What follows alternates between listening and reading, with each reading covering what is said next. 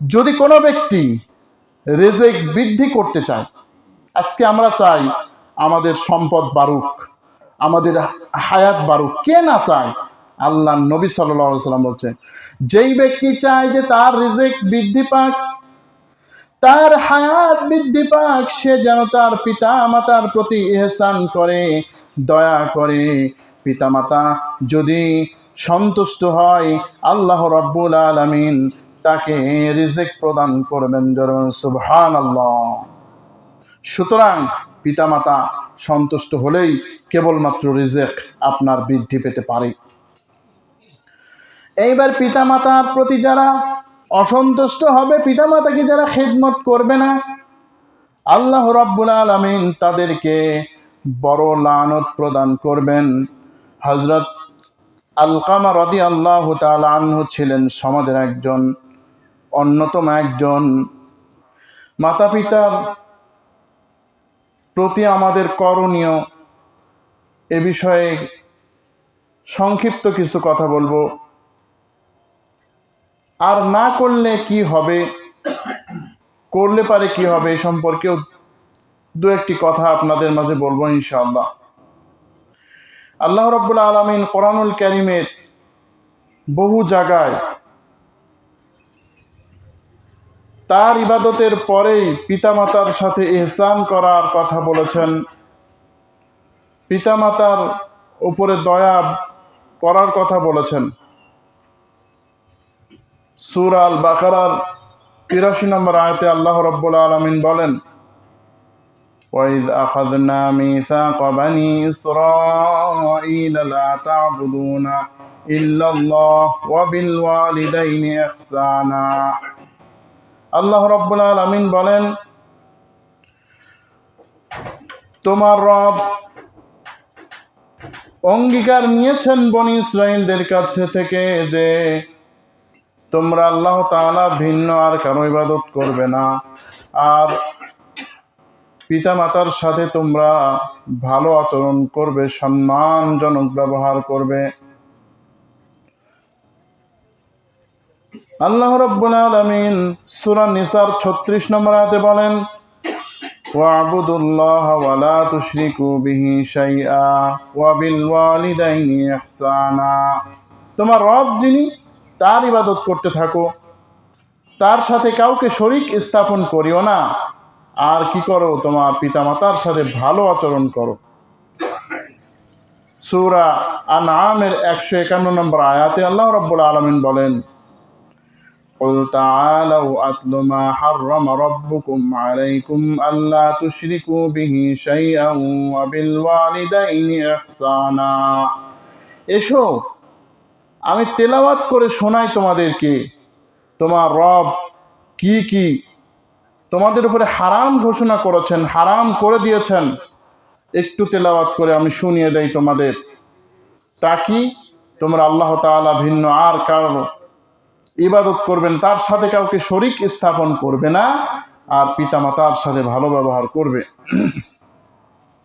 সূরা বনি ইসরাইল বা সূরা আল ইসরা ২২ থেকে ২৪ নম্বর আয়াত আল্লাহ পাক কি বলেন, وَقَضَى رَبُّكَ أَلَّا تَعْبُدُوا إِلَّا إِيَّاهُ وَبِالْوَالِدَيْنِ إِحْسَانًا। তোমার রব ফয়সালা করেছেন, তোমার রবের পক্ষ থেকে চূড়ান্ত ফয়সালা হয়ে গিয়েছে যে তোমরা কেবলমাত্র আল্লাহ রাব্বুল আলামিন এর ইবাদত করবে, তাকে ছাড়া আর কাউকে তোমরা ডাকবে না, তার ছাড়া কারো ইবাদত তোমরা করবে না, আর পিতা মাতার সাথে তোমরা ভালো আচরণ করবে। এই আয়াতগুলোর ফলে আমরা বুঝতে পারলাম যে ইসলামে তাওহীদের গুরুত্ব কত, ইসলামে তাওহীদের ফজিলত কত। যখনই আল্লাহ রাব্বুল আলামিন কোনো বিষয়ে নির্দেশ দিতে যাবেন, ঠিক তখনই আল্লাহ তাআলা একত্ববাদের কথা বলেছেন, তার সাথে শরীক স্থাপন না করার কথা বলেছেন, তার তাওহীদের কথা তিনি উচ্চারণ করেছেন। তাহলে আমাদের এই তাওহীদের বিষয়ে কত গুরুত্ব দেওয়া দরকার। আল্লাহর হকের বিষয়ে কোনো আমাদের পরোয়া নাই বর্তমানে। এই যে অবস্থা থেকে আমাদের বেরিয়ে আসা দরকার। আল্লাহর কি হক আছে ইনশাল্লাহ আমরা কোনোদিন আলোচনা করব। তো এই আল্লাহর হকের বিষয়ে আমাদের আলোচনা করার দরকার, নিজে জানা দরকার। এরপরে সবচাইতে যে বিষয়টি আল্লাহ পাক কোরআনুল কারীমের মধ্যে গুরুত্ব দিয়েছেন, যে পিতামাতার প্রতি ইহসান। আল্লাহ রাব্বুল আলামিন তার নিজের পরেই তিনি পিতামাতার প্রতি ইহসান করার কথা, দয়া করার কথা তিনি উল্লেখ করেছেন।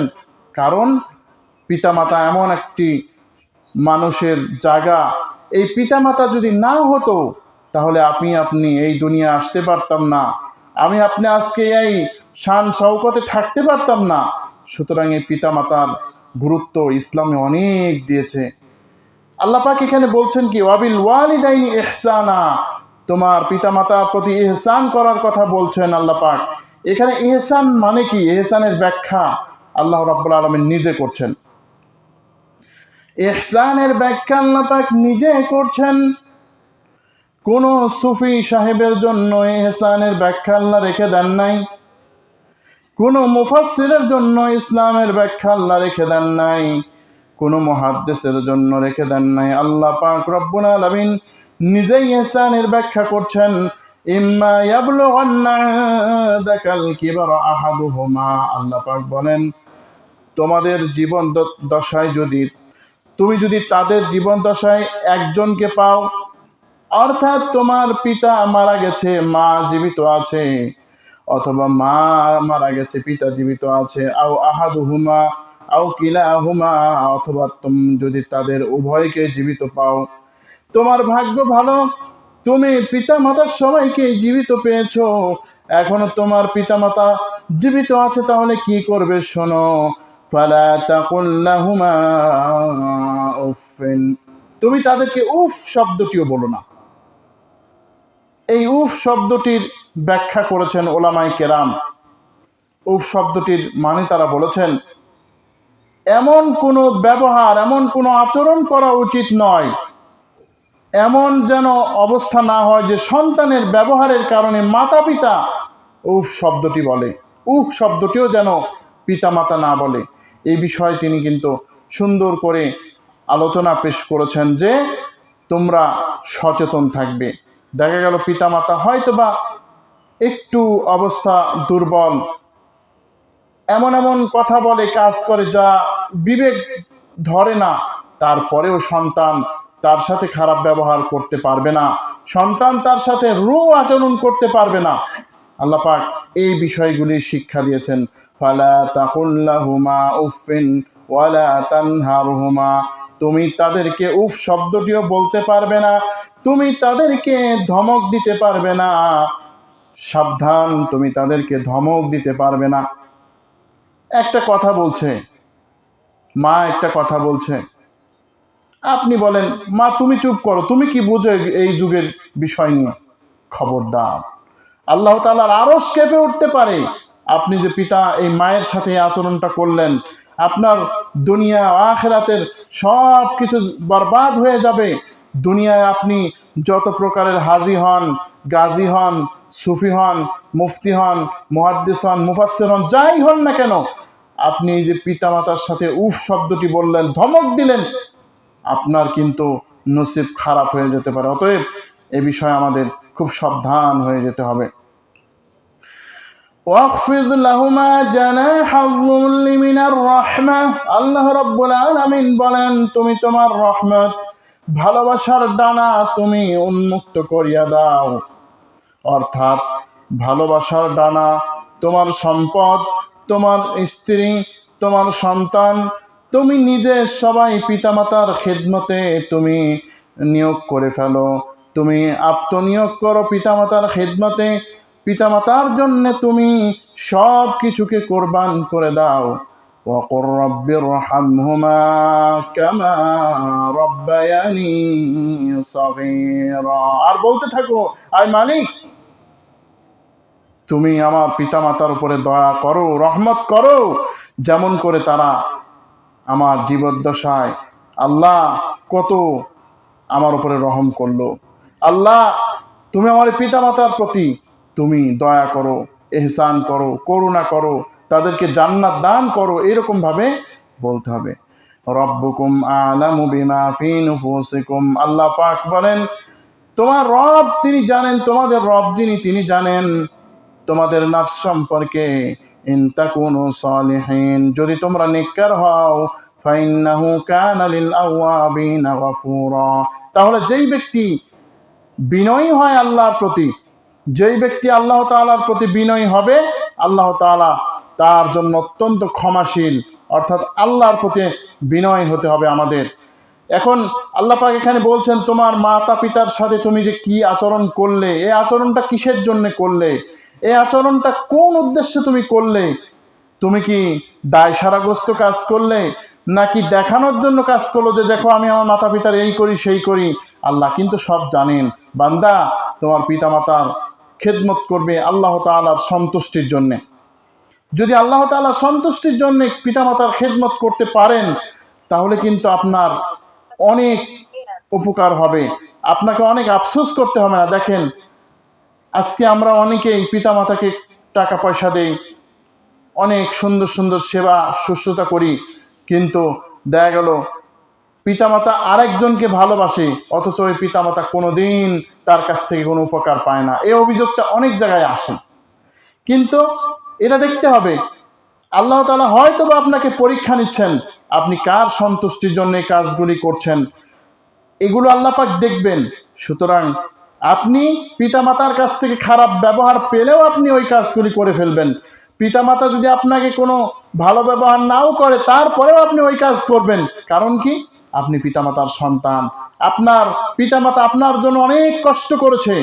ওয়াসাইনাল ইনসানা বিওয়ালিদাইহি ইহসানা, আল্লাহ রাব্বুল আলামিন বলেন আমি মানুষকে নির্দেশ দিয়েছি তার পিতামাতাকে ইহসান করার জন্যে। হামালাতহু উম্মুহু কুরহা ওয়া ওয়াদাআতহু কুরহা, তার মা তাকে অনেক কষ্ট নিয়ে লালন পালন করেছে, তার জন্য অনেক ব্যথা সহ্য করেছে। ওয়া হামলুহু ওয়া ফিসালুহু 30 শাহরা, তার দুধ ছাড়ানো 30 মাসে হয়ে থাকে। সুতরাং এই মা তার জন্য বড় কষ্ট করেছে। এইভাবে করে আল্লাহ রাব্বুল আলামিন পিতামাতার যে গুরুত্ব তা তিনি ফুটিয়ে তুলছেন। পিতামাতার এত গুরুত্ব আল্লাহ রাব্বুল আলামিন বলেছেন, মায়ের সম্পর্কে বলছেন আল জান্নাতু তাহতা আকদামিল উম্মাহাত। আল্লাহর নবী সাল্লাল্লাহু আলাইহি ওয়াসাল্লাম বলেন পিতা মায়ের পায়ের নিচে সন্তানের জান্নাত। সুবহানাল্লাহ। যদি কোনো ব্যক্তি মায়ের খেদমত করে, যদি কোনো ব্যক্তি মায়ের সেবা করতে পারে, পিতামাতার সেবা করতে পারে, শুধু মা হয়তোবা যার জীবিত আছে ওই মায়ের খেদমত সে করলো, আল্লাহ পাক রব্বুল আলামিন কি বললেন? তাকে জান্নাতের সুসংবাদ দেন। সুবহানাল্লাহ। আমরা আজকে কোথায় আছি দেখেন, আমরা জান্নাত খোঁজার জন্য কত জায়গা যাই, কত দরবারে দৌড়াই, কত কিছু করি, ওইগুলো কিচ্ছু লাগবে না। কেবলমাত্র কি করতে হবে? মায়ের সেবা করতে হবে। আবার যার পিতামাতা উভয় জীবিত আছে, পিতামাতার সেবা করতে হবে।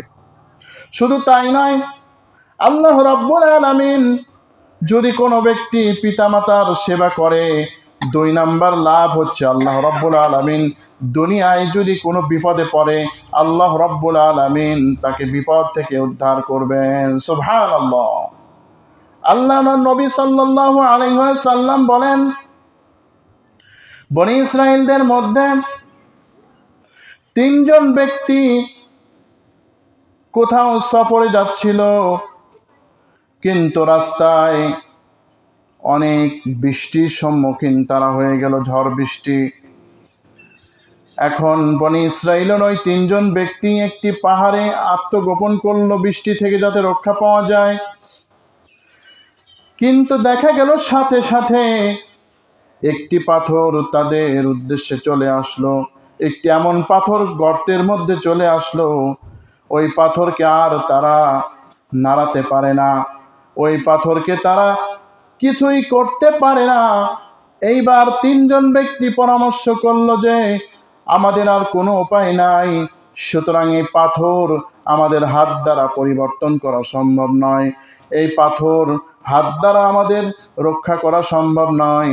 এই পাথরকে আমরা কিছুই করতে পারবো না, হ্যাভি ওজনী পাথর। সুতরাং আসো তোমরা একটি কাজ করো, আমরা যে আমলগুলি করেছি ওই আমলের ওসিলা করে দোয়া করি, তাহলে ওই পাথর আল্লাহ রাব্বুল আলামিন হয়তোবা মুক্ত করতে পারেন। সুবহানাল্লাহ। বোঝা গেল যে দোয়া দ্বারা মানুষের অনেক ফায়দা হতে পারে। সুতরাং আমাদের দোয়া আল্লাহর কাছে করতে হবে।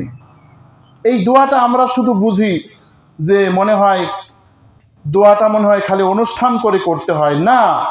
আপনি এই দোয়া করতে পারেন যে কোনো সময়, বিশেষ করে ফরজ নামাজের পরে আপনি দোয়া করতে পারেন, তারপরে তাহাজ্জুদের পরে আপনি দোয়া করতে পারেন। সব সময় কিন্তু আপনি আল্লাহর কাছে দোয়া করতে পারেন, আল্লাহর কাছে সাহায্য কামনা করতে পারেন, আল্লাহর কাছে আপনি মুক্তি আপনি চাইতে পারেন। যাই হোক, এবারে একজন বলল, রব্বুল আলামিন, আমি একজন গরিব মানুষ, আমি একজন অত্যন্ত দরিদ্র মানুষ, আমার কাজ হচ্ছে উট, গরু, ছাগল এগুলো আমি দহন করি, আমি উটের রাখাল, বিভিন্ন মাঠে আমি উট চড়াই, ছাগল চড়াই। ও আল্লাহ, অনেক দূরে আমাকে যেতে হয়। একদিন আমি অনেক দূরে চলে গেলাম, যাওয়ার পরে আমার আসতে একটু রাত হয়ে গেল। এবারে আমি উটগুলি দহন করে দেখি আমার পিতামাতা ঘুমিয়ে গেছে। আমার স্বভাব হচ্ছে পিতামাতাকে না খাইয়ে আমি কিছু খাই না, কিন্তু পিতামাতা ঘুমিয়ে গেছে, যার ফলে আমি আমার সন্তানকে পর্যন্ত দুধ দিলাম না, আমি আমার সন্তানকে পর্যন্ত আমি খাবার দিলাম না, সন্তানরা কাঁদছে। সকালবেলা পিতামাতা যখন জেগে উঠলো, আল্লাহ তাদেরকে খাইয়ে আমি তারপরে তোমার অন্য বান্দা যারা আমার সন্তান ছিল তাদেরকে আমি খাইয়েছি। ও আল্লাহ, মেহেরবানি করে আল্লাহ এই পিতামাতার খেদমতটুকু যদি তোমার সন্তুষ্টি অর্জনের জন্য করে থাকি মাবুদ, মেহেরবানি করে আল্লাহ এই ওসিলা করে তুমি এই বিপদ থেকে মুক্তি দান করে দাও। সাথে সাথে পাথরের এক অংশ সরে গেল। সুবহানাল্লাহ। এরপরে দ্বিতীয় জন বলল যে রব্বুল আলামিন, সংক্ষিপ্তভাবে বলছে আমি, যে আমার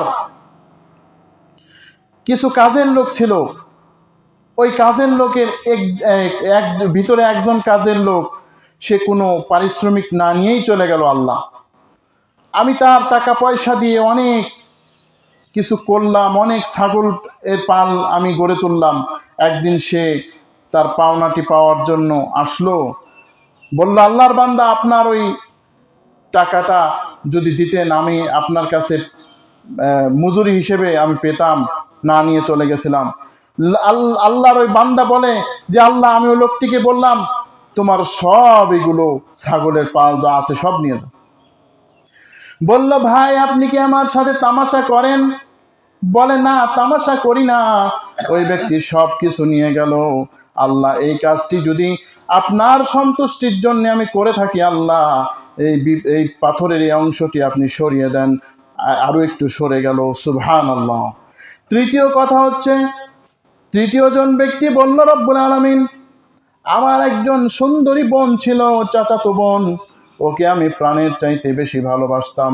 তাকে আমি অনেক অফার দিলাম যে তুমি আমার সাথে অপকর্মটি করো, তোমাকে আমি এই দেব সেই দেব, কিন্তু সে রাজি হলো না। একদিন তার খুব কঠিন অবস্থা, বাড়িতে খেতে পায় না, সে বাধ্য হয়ে আমার শর্তে রাজি হয়ে গেল। কিন্তু তার কাছে যখন আমি যাব তখন বলল, ইত্তাকুল্লাহ, আল্লাহকে ভয় করো। আল্লাহ, আমি সাথে সাথে তোমার ভয়ে চলে আসছিলাম। এই কাজটি যদি আমি তোমার সন্তুষ্টির জন্য করে থাকি, আল্লাহ মেহেরবানি করে এই বিপদ থেকে তুমি আমার বাঁচিয়ে দাও। সাথে সাথে পাথরটি দূরে চলে গিয়েছিল, পাথরটি তাদের কাছ থেকে সরে গিয়েছিল। আল্লাহ রাব্বুল আলামিন আযাদ দিয়েছিলেন। সুবহানাল্লাহ। সুতরাং বোঝা যায় যে পিতামাতা কত গুরুত্বপূর্ণ একটা সম্পদ আমাদের জীবনে। এই পিতামাতা জীবিত থাকলে তো আমরা তাদের সাধ্যমতো খেদমত করবই, মৃত্যু যখন হবে তারপরেও কিন্তু আমাদের কাজ করতে হবে। আল্লাহ নবী সাল্লাল্লাহু আলাইহি ওয়াসাল্লাম বলেছেন, পিতামাতা যখন মৃত্যু বরণ করবে তখন তার কাজকর্ম আরও কিছু রয়েছে। তার আগে আল্লাহ নবী সাল্লাল্লাহু আলাইহি ওয়াসাল্লাম বলছেন যে যদি কোনো ব্যক্তি রিজিক বৃদ্ধি করতে চায়, আজকে আমরা চাই আমাদের সম্পদ বাড়ুক, আমাদের হায়াত বাড়ুক, কে না চায়? আল্লাহ নবী সাল্লাল্লাহু আলাইহি ওয়াসাল্লাম বলছেন, যেই ব্যক্তি চায় যে তার রিজিক বৃদ্ধি পাক, তার হায়াত বৃদ্ধি পাক, সে যেন তার পিতা মাতার প্রতি ইহসান করে, দয়া করে। পিতামাতা যদি সন্তুষ্ট হয়, আল্লাহ রাব্বুল আলামিন তাকে রিজিক প্রদান করবেন। সুবহানাল্লাহ। সুতরাং পিতামাতা সন্তুষ্ট হলেই কেবলমাত্র রিজিক আপনার বৃদ্ধি পেতে পারে। এইবার পিতামাতার প্রতি যারা অসন্তুষ্ট হবে, পিতামাতাকে যারা খিদমত করবে না, আল্লাহ রাব্বুল আলামিন তাদেরকে বড় লানত প্রদান করবেন। হযরত আলকামা রাদিয়াল্লাহু তাআলা আনহু ছিলেন সমাজের একজন অন্যতম একজন, তিনি ছিলেন সমাজপ্রতি, ভালো ভালো কাজ করতেন। আল্লাহ নবীর একজন জলিলুল কদর সাহাবী ছিলেন হযরত আলকামা রাদিয়াল্লাহু তাআলা আনহু। এবারে তিনি মনুষ্য অবস্থায়, মৃত্যুকালীন অবস্থায় তার কালিমা উঠছে না, তার কালিমা মুখ দিয়ে বাড়ায় না। সবাই চিন্তিত হয়ে গেল, কেন কালিমা বাড়ায় না? সবাই এবার আল্লাহ নবীর কাছে যে বলল, ইয়া রাসূলুল্লাহ, আপনার আলকামা মৃত্যুর সময় সে কালিমা পড়তে পারছে না। বলে আলকামার মায়ের কাছে জিজ্ঞাসা করো। মা তখন বললেন যে আমার আলকামা সবই ভালো ছিল, কিন্তু সে শুধু নিজের স্ত্রীর কথাই শুনতো, আমি মায়ের কোনো পাত্তা দিত না। আল্লাহ নবী বললেন, তুমি তোমার সন্তানকে মাফ করে দাও। তিনি যখন ইতস্তত করছিলেন তখন বললেন, তুমি যদি মাফ না করো তাহলে কিন্তু আমি কাঠ দিয়ে তাকে জ্বালিয়ে ফেলবো। এই কথা শুনে মা যখনই মাফ করে দিল, সাথে সাথে আলকামা রাদিয়াল্লাহু বললেন, লা ইলাহা ইল্লাল্লাহু মুহাম্মাদুর রাসূলুল্লাহ সাল্লাল্লাহু আলাইহি ওয়াসাল্লাম। এই পিতামাতার কিছু হক রয়েছে তার মৃত্যুকালে, মৃত্যুর পরে। আল্লাহ নবী সাল্লাল্লাহু আলাইহি ওয়াসাল্লাম বলেছেন, যদি পিতামাতা ইন্তেকাল করে, আর দোয়া লাহুমা, তাদের জন্য বেশি করে দোয়া করা। আমরা নেককার যারা, এরাও পিতামাতার জন্য দোয়া করি না, এটাও ঠিক নয়। জীবিতকালে যেমন দোয়া করতে হবে, মৃত্যুর পরেও তার জন্য দোয়া করতে হবে। সুতরাং এ বিষয়গুলো আমাদের খেয়াল রাখা উচিত। আল ইস্তিগফারু লাহুমা, তাদের উভয়ের জন্য ইস্তিগফার করা, ক্ষমা প্রার্থনা করা। সুতরাং পিতামাতা যে ভুলগুলি করেছে, হয়তো আমরাও জানি অনেক ভুলের কথা, এই ভুলগুলি উল্লেখ করে আল্লাহর কাছে ক্ষমা চাওয়া, যে আল্লাহ আমার পিতামাতা অনেক ভুল করেছে, আমরাও বুঝি, আল্লাহ তুমি মাফ করে দাও, এইভাবে করা। এরপরে ওয়াইনফাদু আহাদুহুমা, পিতামাতার ওয়াদা সমূহ পালন করা। পিতামাতা হয়তো বা কাউকে বলেছিলেন যে তোমাকে অমুক জিনিসটি দেব, অমুক জিনিসটি তোমাকে আমি দেব, দেওয়ার আগেই তার মৃত্যু হয়ে গেছে। আমরা খেয়াল করব যে পিতামাতা কোন জিনিসটি দিতে চেয়েছিলেন, ওই জিনিসটা আমরা তাকে দিয়ে দেব। দেখেন, আজকে আমরা এই কথা ভুলেই গেছি। পিতামাতা অনেক ঋণ, বাবা অনেক টাকা ঋণ করে তারপরে সন্তানকে লালন পালন করেছে, মানুষ করেছে, সন্তানকে সে প্রতিষ্ঠিত করেছে। এই পিতা যখন ইন্তেকাল করে, এই বাবা যখন মৃত্যুশয্যায়, এই বাবা যখন মারা যায়, তখন আমরা কিন্তু এর কোনো গুরুত্ব দেই না। বলে আমার পিতা কবে বলেছে, তুমি ধোঁকাবাজি করছো। এজন্য এই কথা আমাদের খেয়াল রাখতে হবে। ওয়া ইকরামু সাদিকিহিমা, তার যারা বন্ধু আছে, মায়ের যারা বান্ধবী আছে, সমবয়স্কা যারা আছে, সমবয়স্ক বাবার যারা বন্ধু আছে, তাদের সাথে সম্মানমূলক আচরণ করা, সম্মান করা। এই কাজগুলি আল্লাহ রাব্বুল আলামিন করার জন্য আল্লাহ নবীর মাধ্যমে আমাদেরকে নির্দেশ প্রদান করেছেন। সুতরাং এই কাজগুলি আমরা ইনশাল্লাহ করব, দোয়া করব, ইস্তিগফার করব, তাদের ওয়াদাসমূহ পূরণ করব, আর তাদের বন্ধু যারা আছে, মায়ের যারা সাথী সঙ্গিনী যারা ছিল, তাদেরকে আমরা একরাম করব, সম্মানিত করব, সম্মান দেব, যতদূর পারি তাদের আমরা উপকার করব। এখন এই পিতামাতা যদি ইসলাম বিরোধী কোনো আদেশ করে তাহলে কি হবে? তার উত্তর আল্লাহ রাব্বুল আলামিন দিচ্ছেন, وَوَصَّيْنَا الْإِنسَانَ بِوَالِدَيْهِ إِحْسَانًا وَإِنْ جَاهَدَاكَ لِتُشْرِكَ بِي مَا لَيْسَ لِي بِهِ عِلْمٌ فَلَا تُطِعْهُمَا। আল্লাহ রাব্বুল আলামিন বলেন, আমি তো আদেশ করেছি মানুষকে পিতামাতার প্রতি ইহসান করার জন্যে, কিন্তু এই পিতামাতা যদি ইসলাম বিরোধী এমন কাজ করতে বলে, তোমাকে শিরক করতে বলে যে বিষয় তুমি জানো না, তখন কিন্তু এই পিতামাতার হুকুম মানা যাবে না। আল্লাহর হুকুম যদি নাফরমানি করতে বলে, আল্লাহর হুকুমের যদি অবাধ্য হতে বলে, তাহলে কিন্তু পিতামাতার হুকুম মানা যাবে না। লা তাআতা লিমাখলুকিন ফি মাসিয়াতিল খালিক। আল্লাহ নবী সাল্লাল্লাহু আলাইহি ওয়াসাল্লাম বলেন, যিনি স্রষ্টা তার অবাধ্য হয়ে কোনো মাখলুক, কোনো সৃষ্টির আনুগত্য করা যাবে না। সুতরাং কোনো পিতামাতা যদি বলে, বাবা অমুক মাজারে আমার একটু প্রয়োজন আছে, মান্যত আছে, বাবা চলো, ওই ক্ষেত্রে সন্তান কিন্তু শুনবে না কথা। হযরত সাদ বিন আবি ওয়াক্কাস রাদিয়াল্লাহু তাআলা আনহু, তিনি তার মায়ের অত্যন্ত আদরের ধন, তার পিতা মাতার অত্যন্ত আদরের ধন। হযরত সাদ বিন আবি ওয়াক্কাস রাদিয়াল্লাহু তাআলা আনহু ইসলাম গ্রহণ করেছেন। মা এটা বড় পছন্দ করে না, তার সন্তান কেন ইসলাম গ্রহণ করলো। মা বলছে, সাদ রে,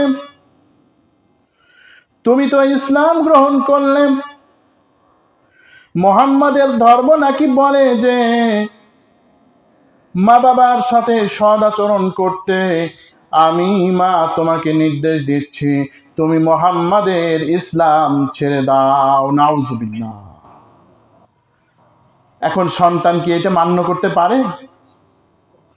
সাহাবায়ে কেরাম, ইসলাম কত প্রিয় ছিল তাদের, তাদেরকে মারতে মারতে একেবারে বেহুশ করে ফেলা হয়েছে। হযরত বেলালের ঘটনা আমরা সবাই তো জানি। তাকে যখন রোদের মধ্যে শোয়ানো হয়েছে, পাথর চাপা দিয়েছে যাতে বেলাল নড়াচড়া না করতে পারেন, তিনি কি বলতেন? আহাদ আহাদ। তিনি আল্লাহ বলেন নাই, কারণ আল্লাহ তো এরাও মানে, আল্লাহ এক, এরা তো মানে না। সুতরাং আহাদ বলতেন, আর ওরা আরো ক্ষিপ্ত হতো। এই সাহাবীদের কি ইসলাম ত্যাগ করা সম্ভব? হযরত সাদ বলেন, মা তুমি আমার মা, কিন্তু তুমি এমন কোনো চাপ আমাকে দিতে পারো না, আমি ইসলাম কোনোদিন পরিত্যাগ করতে পারি না। এইবার তার মা অনশন ধর্মঘট শুরু করে দিল। তার মা সিদ্ধান্ত নিল, আমি কোনো ভাত পানি কিছু খাবো না, রুটি খেজুর কিছুই খাবো না। সাদ যতদিন পর্যন্ত ইসলাম না ছেড়ে দেবে, আমি ততদিন কিছুই খাবো না। নাউজুবিল্লাহ। আজকে আমাদের সমাজেও পিতামাতা যদি কোনো শরীয়ত বিরোধী আদেশ করে, অনেক সন্তান বলে, পিতামাতা বলেছে কি করব, করেই ফেলি। অথচ সাহাবায়ে কেরামদের দৃষ্টান্ত রয়েছে যে মা বলেছে ইসলাম ছেড়ে দাও, সন্তান কোনোদিন এই ইসলাম ছেড়ে দেয় না। এইবারে সাদ বিন আবি ওয়াক্কাসের মা কয়েকদিন না খেয়ে এবার তার অবস্থা তো কঠিন। এইবার তিনি বেহুশ হয়ে পড়েছেন। হযরত সাদ ইবনে আবি ওয়াক্কাস রাদিয়াল্লাহু তাআলা আনহু, এইবার মা যখন একটু হুঁশে এসছে, তখন বলছে, মা তুমি না খাওয়ার সিদ্ধান্ত নিলে, আমাকে ইসলাম থেকে তুমি বিরত রাখবে। শোনো মা, তোমার যদি 100টা রূহ থাকে, ওই 100টা রূহ যদি বের হয়ে যায়, মা জেনে রাখো আমি কিন্তু তোমার কথা মানব না। মা এটা মনে করো না আমি ইসলাম ত্যাগ করব। তুমি যদি 100 বার জন্ম নাও আর 100 বার মৃত্যুবরণ করো মা, আমি স্যার কোনোদিন মুহাম্মাদের ধর্ম পরিত্যাগ করব না। সুবহানাল্লাহ। এরপরে কি হলো, মা অবশেষে দেখলো যে আমার এই জারি জুরি কাজ হবে না, মাও খাওয়া শুরু করে দিল ইসলাম, ওই মাও ইসলাম গ্রহণ করে দিল। সুবহানাল্লাহ, কত বড় কথা। কিন্তু এই মায়ের সাথে সে কোনো খারাপ আচরণ করবে না। আল্লাহ পাক বলছেন, সন্তানকে যদি কোনো শিরক করার কথা বলে কিন্তু সে তো অনুসরণ করবে না, কিন্তু ওয়াসাহিবুহুমা ফিদ দুনিয়া মারুফা, সে দুনিয়ার জীবনে ভালো আচরণ করবে, মা বাপের সাথে খুব সুন্দর আচরণ করবে। ফিদ দুনিয়া মারুফা, ভালো আচরণ করবে দুনিয়ার জীবনে। আচ্ছা, সে যদি খাওয়ার জন্য কিছু তার দরকার হয় সে তাকে খেতে দেবে, চিকিৎসা করবে, ভালো আচরণ করবে, চেষ্টা করবে ইসলাম যাতে সে গ্রহণ করে। কিন্তু কোনো কুফরি সে পিতামাতার জন্য